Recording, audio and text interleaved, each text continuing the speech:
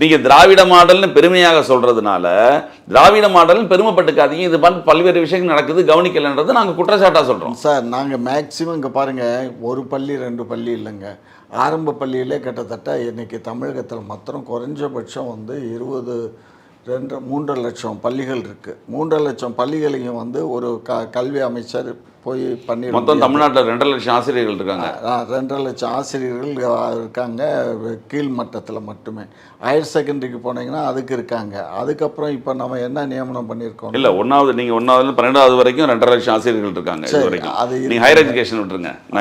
நான் பள்ளிக்கல்வியை மட்டும் சொல்கிறேன். பள்ளிக்கல்வியில் இவ்வளோ ஆசிரியர்கள் இருக்காங்கன்னா இந்த ஆசிரியர்கள் எல்லாமே மனசாட்சியோடு நம்ம வாங்குகிற சம்பளத்துக்கு நம்ம வேலை பார்க்கணும். இந்த குழந்தை ஒரு காலத்தில் நம்ம படிக்கலை, நான் படிக்கிற காலத்துல எல்லாம் ஆசிரியர்கள் வந்து நாங்கள் மணலில் எழுதி அதில் புளியங்கொட்டை அடிக்கத்தாயா ஆனால் அவனை படித்தோம். உங்களால் நம்ப முடியுதா?